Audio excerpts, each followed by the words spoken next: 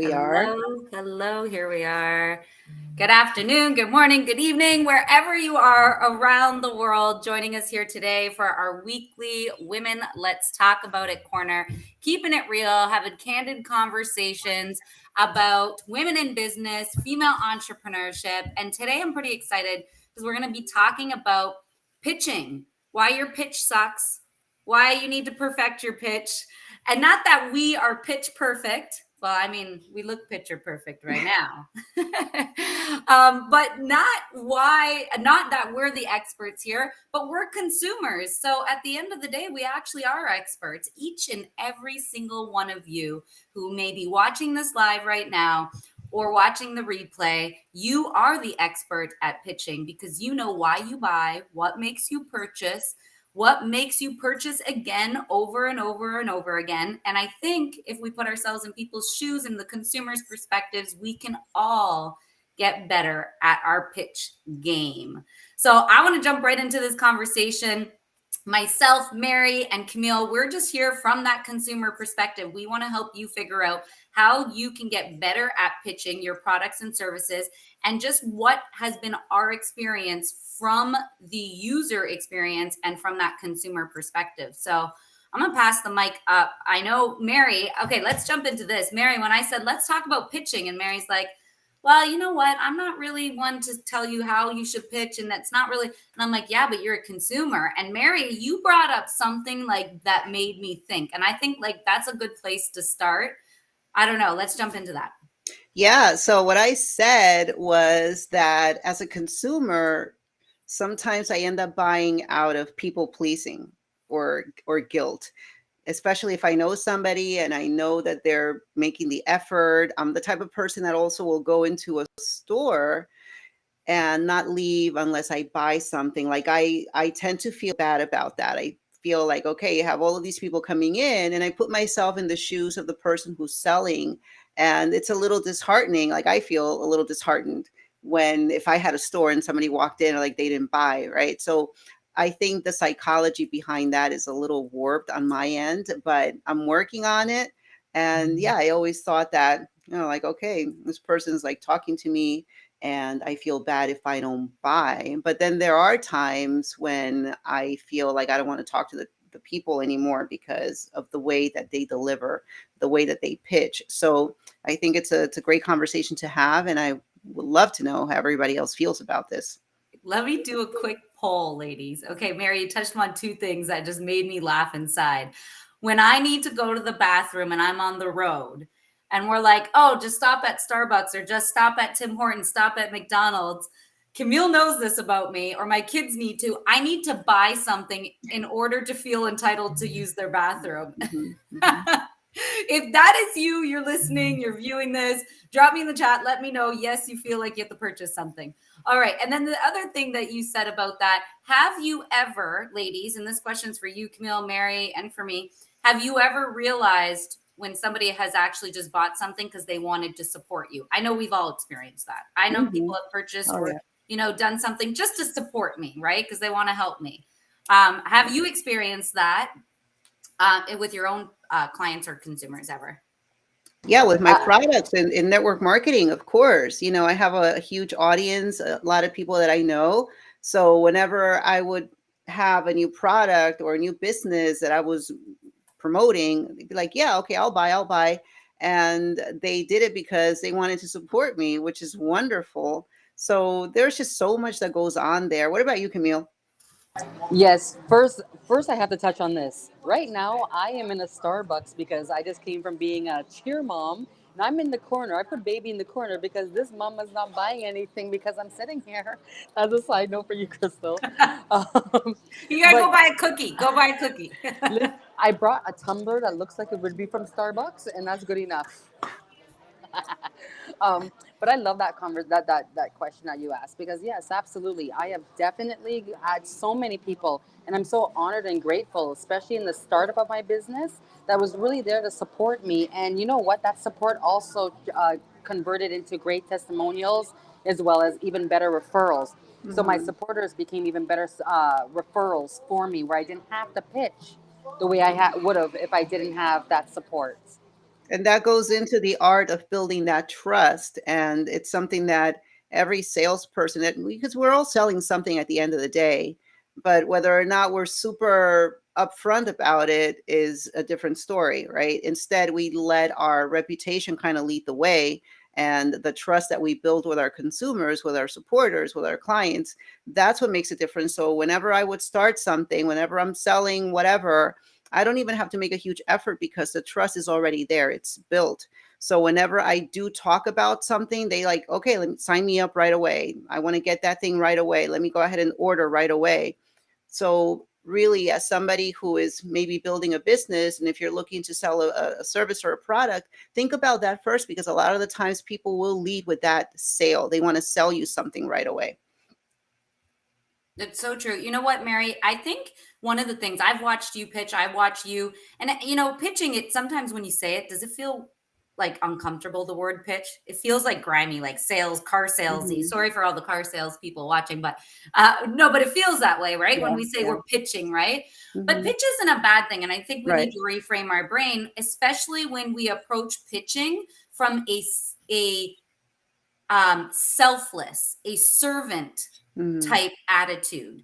Yeah. And I think half the time when we suck at our pitch, it's because we're approaching it egocentrically. I Mhm. think we're approaching it and we're so focused on what I'm saying. Does it sound right? Are they going to buy? Am I going to make the sale? We're not putting ourselves in the consumer's perspective. We're not putting ourselves in the consumer's shoes. We're constantly thinking and talking about the perfect script in our head Mhm. instead of using an anecdote, instead of using a story that's Mhm. relatable, instead of focusing on all the features of your product, how about you just focus on the benefits, because Mhm. that is what's relatable to your consumer. And so I see this a lot of times in entrepreneurship. When we talk about our products or services, we're all just about, and it's got this feature, and the phone does this, and the phone has this, and it has a really good camera. Well, what if we talk about why the really good camera is good for Mary Massey, who is a content creator? We're going to explain why having an updated camera is a great feature, and what are the benefits to Mary. And I think if we Mhm. reverse engineer it as pitchers, and we Yeah. pitch with the benefits in mind to the potential consumer, then we'll start to perfect that pitch. I don't know what you think. Yeah, you nailed it right there, Crystal, because that's how I feel about pitches. I've been pitched to where I feel like as if I am being sold a dream that isn't even a dream that I even had. It's like they're pitching me what they believe I need. But when I get somebody that is actually hitting my pain points, like this is why your life will improve because, or anything that is going to be a pain that I'm suffering at that moment, right? Because remember, we're all in a business of problem solving. That's what businesses are. We solve a problem of the consumer. But when I am getting pitched just to buy something because that person needs to make that sale, it comes Mhm. off very ungenuine. And then again, it's not hitting those pain points. And that's where I feel a lot of people are missing the target on their pitch. They are coming up with their own pain points or their own benefits, or sorry, the features, without really emphasizing that individual benefit for that person that they're pitching to, or that audience. Yeah, there's a lot there to think about. And I think that when you're just starting out, of course, you're operating from that space of being a newbie in the industry. And what do you do? Like, what's the purpose of selling? It's to make money, plain and simple. Everybody wants to make money. So you have a product or a service. Okay, buy my product. Your approach is completely off. There's no building that rapport with the potential consumer or client. There's no leading them into the conversation. And I get it all the time on social media. People constantly pitching me their, because they see I'm a life coach and I have a lot of tips on wellness and all of that. They immediately pitch me their stuff. And I'm like, you don't even know me. You don't know if my values align with your company. So it's such a massive turnoff. So that's why there's a way of pitching, even if you're trying to position yourself as an expert and maybe go on a podcast like I talked about last week. Like there's an art form to it. And what do you do before you do anything like that? You research your potential consumer and then you provide them the value that they need in order to trust you, so that when you do make an offer, it's there, they're ready to buy from you. And when you're reaching out to people, let's say cold messaging, you build that rapport with them first. And some people can see right through it if you're not genuine. And some people will be like, oh, wow, tell me more, so there's definitely a little bit more finesse that a lot of people need. And it just comes with experience, and it comes with having an open mind and that thirst for growth and to get better at what you do so that you can have that success. It's like peeling the onion layers off. Okay, let's turn this to the anecdote part. Let's turn it to the storytelling piece, because in pitching, storytelling plays a part in it, right? If you can tell a story that connects with your audience, that's relatable, is important. However, then all of a sudden we see these kinds of stories happen. Have you felt overweight before? Do you want to lose that tummy roll? And now our storytelling isn't landing as much as it used to when you'd be able to pitch with that type of storytelling, because we're not peeling back the onions. I'm not talking about really, as a woman and being so vulnerable and authentic, why it matters to me and how it changed my life and how it can change somebody else's life. Because when we share our actual honest story, so I'm going to keep it real. I'm going to give an example about the mom link. I used to say, part of the pitch used to be like, entrepreneurship is lonely.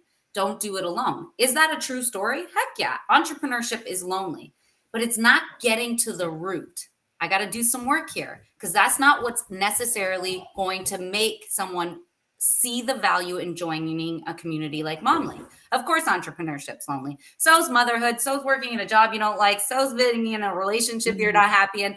Anything can be lonely. So I need to get down to the root of what's really connecting people to the MomLink. And one of the things that I started when I communicate about the MomLink is what inspired me to really build this type of community.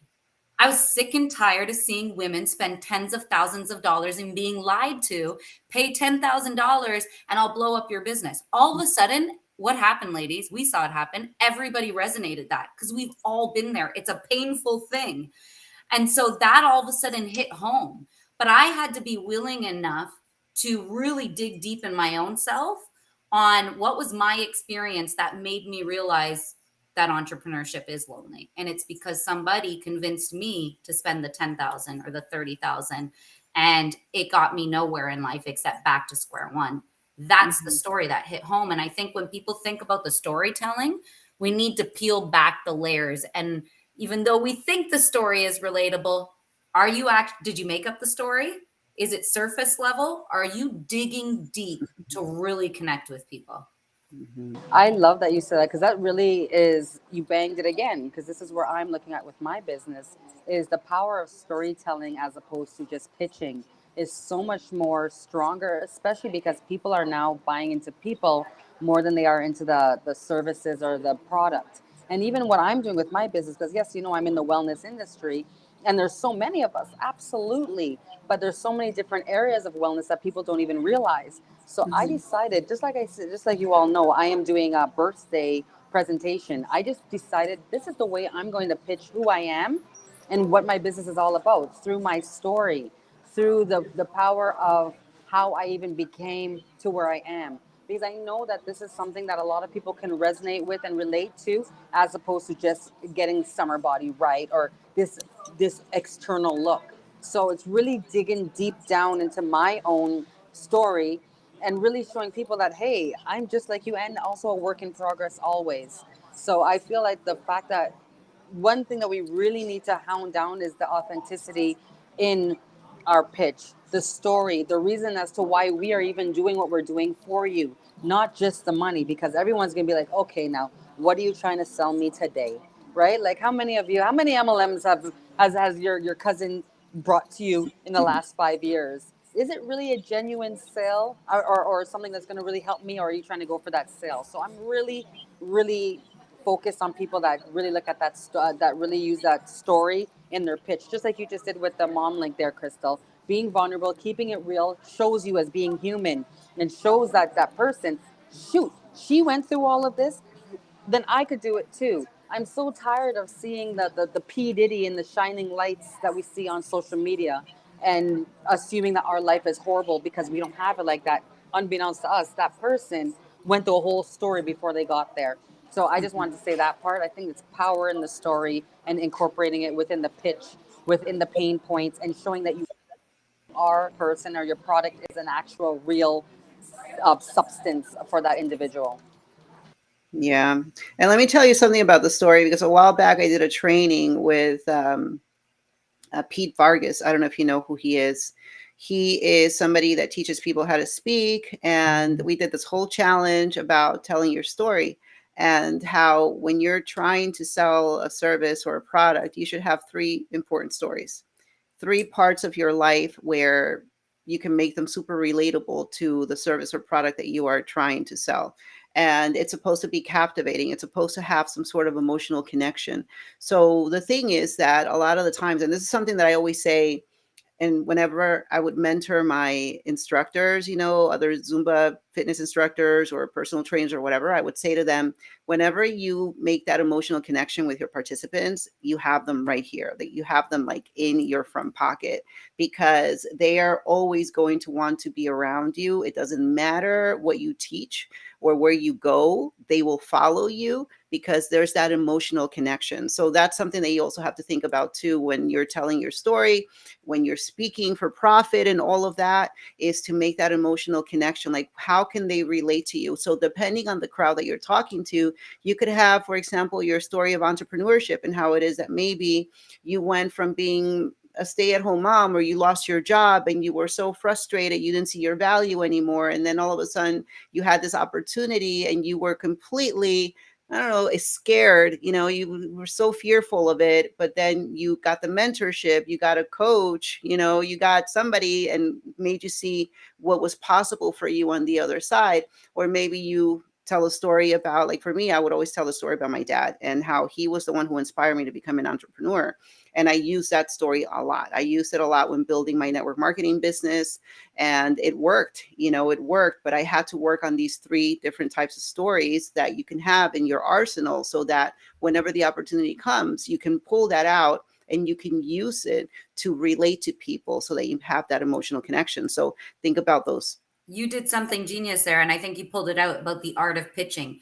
You need to have an arsenal. So we talked about like the storytelling piece, and the first story I shared about the mom link, about spending thousands of dollars and then still making $0 in your business. That's a pain point for a lot of entrepreneurs out there. So that's one story that I tell and resonates and lands with the ideal, community for the mom link. The second story I use, and I pull out that arsenal, is when I know I'm in front of a group of moms. And I talk about the mom life identity crisis, how when you enter motherhood, you get rid of all of your identities, except the only one you have left as a mother, as being a mom. And then all of a sudden you wake up one day and realize, I want a different identity, not just being a mom. And then you have to go soul searching and figuring out, what is your project? What is your purpose? What is your passion? When I use that story, all of a sudden I've connected with every single mom out there, because I'm not the only one in the world who went through that identity crisis. And the other thing, so you have that arsenal of storytelling, which I think is genius. And then I think the other piece to storytelling, okay, so I'm going to throw this out. This might be a little bit controversial, so get ready for this, ladies. But this is Candid Conversations. And so both you ladies are in wellness, fitness, wellness, nutrition. We saw a big shift and a big change happen in the wellness industry. And there are a lot of fitness and wellness instructors who wouldn't, for me, be my ideal vision of what it looks like to be a fitness and wellness instructor.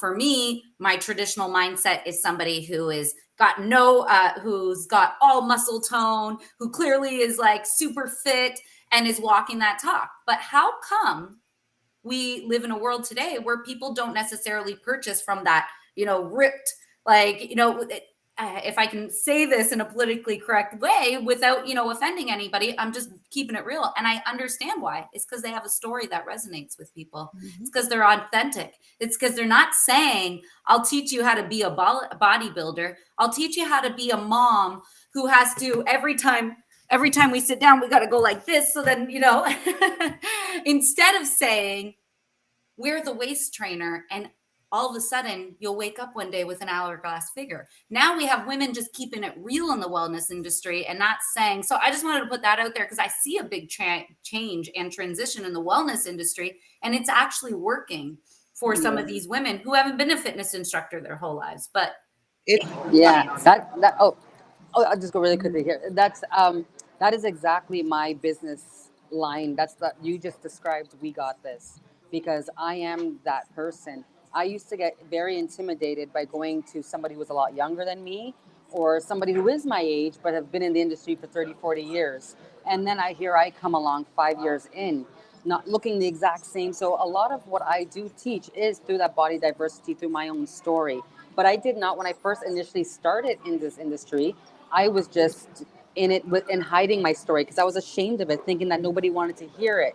But in actuality, once I started speaking with my clients about this is who I am, this is what I do, and I've only been in the game since I was 38 years old, 37, 38 years old. That's when the referrals came. That's when they started to open up even more. Oh my gosh, Camila, this is blah, blah, blah. And then they stayed more in the programs. And I really found that when I started to be my own avatar, really be my own avatar and express that to my audience, it really made a huge transition within my industry. Well, within my business, I should say rather, because there's still different levels of wellness because it all goes on that individual and what that person's looking for, So right? Because I know, that goes to yeah. back to Mary's point then. When Mary said you have to find the emotional connection with your audience. And that's when people say my industry is saturated, because we hear this a lot in the wellness industry. My industry is saturated. Yeah, it probably is very busy, but there's like how many people in the world that need to be serviced, and they're not all going to connect with Mary. They're not all going to connect with Camille, but these two women have different stories and why people connect, right? And so I think when people say my industry is so saturated and that's not why I'm selling, no, it's because your pitch sucks. It's because you're not emotionally connecting with your ideal audience. And it's because you're not pulling back the layers yourself and you're not being honest. Yep. So if your pitch is we're the waist trainer and that's how my waist got small, well, you're not connecting. And by the way, I pulled up my pants so high that I can't even breathe over here. But instead, like Camille, I connect so wholeheartedly with you because you keep it real and you really do talk about struggling with loving the skin that we're in, and you recognize that. And that's an emotional connection for me because I think as women and as moms, we continue, no matter how much mindset stuff we do in the world we live, we struggle with comparison and loving the skin that we're in. And Mary, like you bring the powerhouse out in me, you bring the like, I don't know. You bring the powerhouse out in me. You bring the inner Latina out in me. Like there's so The fun. yes, the It's fun, that fun. that high energy. You can do it attitude. So I thought Yeah, I'd bring up the wellness as this is something that I wanted to mention is that even though we may see that there's a lot of noise and a lot of quote unquote saturation, everybody out there does things in their own way. And I truly believe that when you lead with the heart and you're super authentic and you show yourself raw and whatever, and you're not afraid to make mistakes in front of social media, in front of the people anymore, you're going to be more relatable. And when it comes to the wellness piece, there are a lot of women who look amazing now. And the reason why they're crazy successful is because they've taken people through their journey of when they were 60 pounds overweight, 70 pounds overweight. And of course, the people who are in that space are going to be like, wow, she's doing it. I can do it too.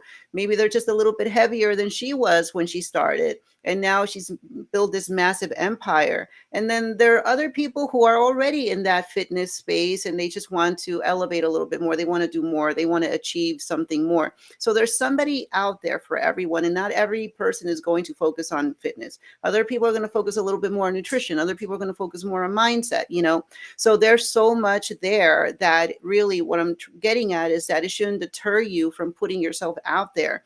Instead, look at what other people are doing and see what it is that you can pick up from that. Like, how can you incorporate some of that into what it is that you are doing, and then craft your own story, make it your own, and do it that way. Because there's like 5 Italian restaurants on the same block, really, and each one of them is a little bit different. So one of them focuses on sandwiches only. The other one will do, pastas and seafood. The other one might be a vegan Italian restaurant. So one of them has really good food while the other one has such great customer service. Even though their pasta is crap, you're going to go back because the experience. Oh my gosh. Right? That happens a lot. I'm like, why do people keep coming here? Like, the place is packed because the customer service is amazing. So, yeah. So true. Okay, so we talked about the storytelling piece. We talked about putting yourself in the shoes of the consumer. We talked about bringing that authenticity to your pitch and that storytelling, and how everybody has their own unique thing. And you know what this brought up to me, Camille? You've done the skipping, and all of a sudden, you've connected with all the skippers out there. I can't skip for the life of me. I can traditional skip, but not like that type of skipping. But do you know how many skipping people there are out there who that would be their jam? So you've just connected with a whole different population of people. So I think when we're pitching, we really need to be clear on who our ideal avatar is that we're speaking to. And we touched upon that when we said have an arsenal of stories that you're going to be using to relate to your audience. Okay, what else? We talked about features and benefits. Stop focusing so much on features. Stop telling me about what, all the different features of your water bottle that you're trying to sell. Like, oh, the water bottle stays colder. The water bottle is easy to open. The water bottle is easy to fill. Tell me why those features are beneficial to me. Focus on the what's in it for me aspects in your pitch. So don't tell me that your water bottle, it keeps your drink colder. Tell me why having a drink that stays colder longer matters to me. So tell me when I'm at a soccer game and it's blistering hot outside watching my kids, and my kid leaves my water bottle in the sun, it's not going to get hot. It's going to stay cold for up to 6 hours. That is a benefit to me. That's the difference between the feature and the benefit. And you need to be able to do this and actually write it down. So I think the other thing to pitching, ladies, is preparedness. I don't think we prepare enough. Yeah. We say, okay, I know the features and benefits. Now go and pitch. No. Did you write it down? And then when you wrote it down, did you take it to a focus group of people to test out your feature and benefits, to test out your pitch on people? Mm-hmm. Let me drop that there. Yeah, got to practice for sure, because with us, because we are in the environment that we're in and we're in this community, it's a lot, I don't want to say easier, because it's still always a little nerve-wracking to talk about what you do and go over certain things with people. I get it. But I think it's more feasible because we have that and we get the feedback right away, whereas other people may not. They're just testing the waters as they go along. And I think it's important always to understand your craft. Like, you can't fake something that you know inside and out, period. You cannot fake what you already know. So think about that too, because a lot of the times we go out there and we pretend to be something we are not. And I've seen it so many times, like, especially with all the things that are constantly coming up on social media and all the new technologies. Everybody's an expert at everything, and that's not how it is. And when you finally listen to them, you're like, wait a minute, that person's definitely reading off a script. I mean, come on, if you know your stuff, like we are here, I have no notes. Camille doesn't have any notes. Like, we're just here talking about what it is that we know from our own experience and perspective. Are we experts in the matter of pitching? Definitely not. But we are sharing our own experiences. And hopefully, as you're listening, maybe it gets you thinking and saying, okay, wow, maybe this is something I need to pay attention to, or how can I practice this a little bit better? Or how can I reach out to these amazing ladies who can help me do that? So there's power in that too, in asking for help. Too, power in asking for help. And the last thing, and I just heard somebody talk about this on a podcast not long ago. And it was, before we used to be like, we'd look at the trophy on your wall and be like, oh, she likes golf. Oh, I love golfing, and then we'd talk about golfing. This is like surface level connections. It's conscious. That's connecting with the conscious mind of the other individual. I think if we focused more on the unconscious connections, not necessarily, oh, I'm a mom, you're a mom too. Don't you want to buy from me just because I'm a mom? That doesn't work. That's not why somebody's buying from you. They're not buying because you're a mom. They're buying, how about the unconscious connectors? So when I say unconscious connectors, I'm talking about body language. If you're showing up, and you need to be flexible when pitching, you need to know when to pivot your pitch. And we talked about this in the storytelling. Know who you're pitching to, so you bring the right arsenal, so you bring the right story. But the other piece to that is, if you're coming in with high energy, you're so like on top of the world, and your audience is a little bit more mellow and more chilled and more like laid back. They didn't come to be hyped and be in Mary's Zumba class. They came to sit back with a bag of popcorn and just be more relaxed today. Are you pivoting and using the unconscious connection to be strategic in your pitch. Does that make sense? Mm-hmm.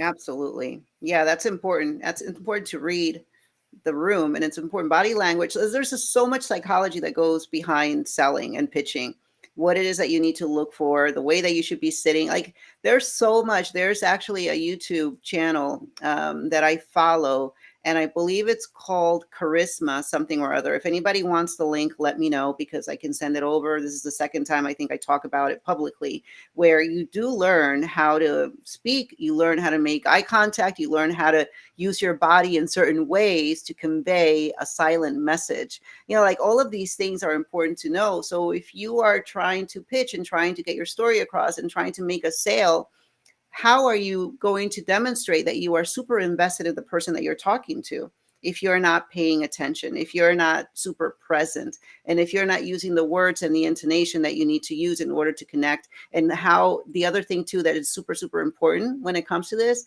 is listening. Okay, like really paying attention to what people are saying. Listen to their story, because you could have something in mind that you want to say. This is why practice is so important. But if you don't stop and listen, I cannot tell you how many times I have gone with an idea of saying something where things were turned around, and I just had to listen. And in listening, people will tell you exactly what they need. And that's it. So there are times now when people will say, Mary, what do you do? I'd be like, what do you need? Tell me your story. Like, it's legit. Just tell me your story. And if I hear something there, chances are that there's something that I can offer to help them, because I'm listening more than I'm talking. Now, if you have a room full of people and you're the one speaking, that's a different story. But I would say that one-on-one connections, even if it's kind of like three people talking together, listen more. I tend to definitely listen more than I speak. And that's just my introverted nature to begin with. And I think that really does help me in the long run, because I'm more about the ear than and the observing than talking. So pay attention to what people are saying. 100%. Mary, that was such a good tip right there. And I encourage anybody listening to the replay, try that strategy that Mary just dropped right there. So simple, so easy. You don't have to be nervous about it. You just get on the phone call, say, hey, Camille, I'm not going to talk about it. You ask Camille, like, what can I help you with? Like, what do you need help with? Instead of you going in, assuming you know what they need help with and trying to service them before they ask you what they need help with. The other thing you said was the emotional intelligence piece. And I think you definitely need to have a high level of emotional intelligence to be successful at sales and pitching, right? Mm-hmm. You need to be able to listen. Okay. Give me a second here, okay? My son did the same thing. He actually stood in front of me, saying, he was rubbing his belly like. Mine always do that. Like it's a everyday. Like mine's staring at me right now. This is a regular. It's so funny. thing. Can you imagine when our kids, like my son's 6, right? When he realizes, oh, you were going live, like you were live on like 18 different social media platforms at once. He was live. Real life right here. This is who we are, and we love it. Yeah. The emotional intelligence, I definitely think if you don't have a high level of emotional intelligence, then you can't do what Mary just said, active listening. And if you realize, catch yourself, you can change this. You can unlearn the bad behavior we all have, which is when we listen, we're thinking about what we want to reply with instead of just listening. Mm-hmm. And if you're doing that, just be conscious of it, and you can unlearn that and start practicing. So as soon as you start feeling yourself when your client is speaking to you, and you're waiting for them to finish their sentence just so you can talk to them about that feature you really want to talk to them about, you're not actively listening. And chances are you're going to lose them, because Mary pinned it right there. In letting them do the speaking, and if you're actively listening, then you're going to pull out their pain points. They're going to give you the answers that they want solutions to. And then bam, you just come in with the solution, right? So I encourage people, try that on your next sales call. Try that on your next one-on-one call with your potential client. Yeah. And can I just touch on emotional intelligence, because we talk about self-awareness always, right? Comes from the self. But emotional intelligence too is observing other people's patterns of behavior, especially when you're talking to them or when they're talking to you. Because if you don't catch it and you're talking and you continue to not pay attention to their body language or whatever it is that they're doing, you're going to lose them and they're just going to go on their own completely. There are times when I do that. Like people just regurgitate all their words and I just go to my own little happy place because there's really no point in having a conversation. You're not having a conversation with the person. So be aware of not just yourself, but also those around you in order for you to be able to tackle the pitching the way that you're supposed to be doing it. So there's definitely an art to that. And that self-awareness is not just about yourself, but about everybody else around you. I also believe that you have to be up to the time with the trends of your industry, of your service, of your product. And what I mean by that is, again, I'll go back to my industry where 20, 30 years ago, it was all about cardio and all this certain look. And without even looking at the mindset, without looking at the nutrition, there's all these different areas that back in the day were not ever being addressed in these pitches or in these, again, I'm just using my industry as a whole. And in actuality, reason I even in this wellness industry is because of the mindset and the mental health aspects of it. So I believe that it's very important for us to keep up with the times, the current trends, the current pain points of the environment that is around you, and really hound in your story, your huge why, your purpose is exact, and that clarity is what will really resonate with other people. It will really bring in people because, again, how everybody's just so tired of being sold to, and really want to see how, not even see how, learn how what you're doing is going to attract or solve a problem that they are looking, or they may not even know they've had, but now you are addressing these things just through your life experiences, and also keeping current with the times, because I think that's huge. I'll give it. I just don't like when I'm being pitched, especially in my industry, about just the external. That's a complete turn off to me. It turns, and that's me as a consumer. It turns me right off because there's so much more to wellness, and I want to know more of that because, to me, that doesn't hit the mark. So I really believe that really looking at the trends, looking at your environment and the individual that you're talking to. So maybe your pitch is not going to be the exact same to every place that you go, to everyone that you speak with.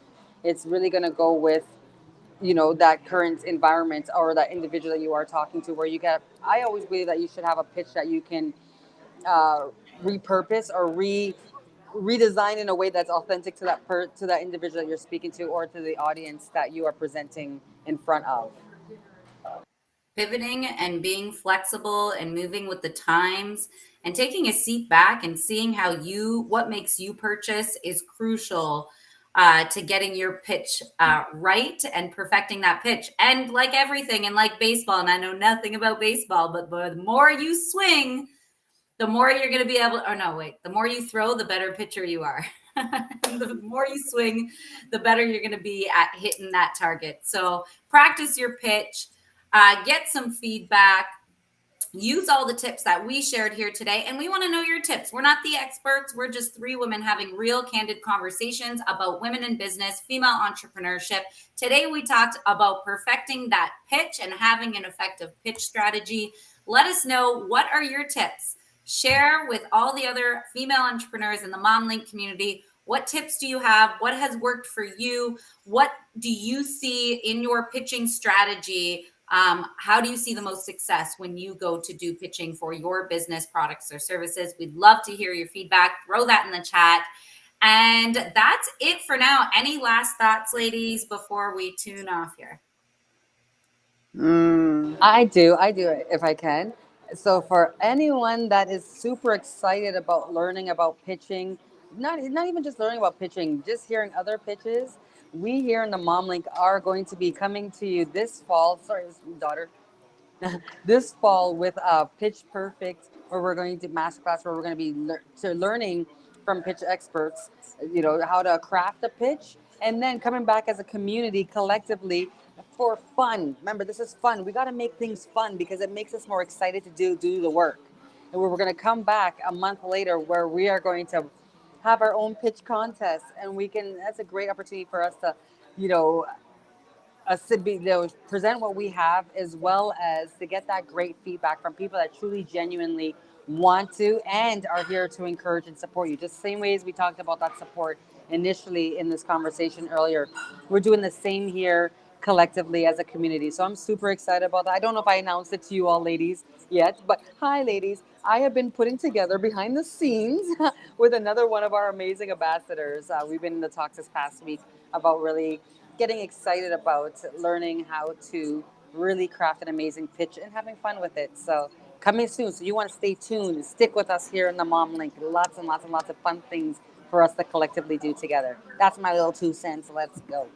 All right, everybody, join us on LinkedIn Live for our not LinkedIn Live, sorry, our LinkedIn audio room to network with other female entrepreneurs, to connect, collaborate, and open up your own doors of opportunities just by networking with other female entrepreneurs, happening in 5 minutes, 1 p.m. EST. We will see you there. Thanks for joining.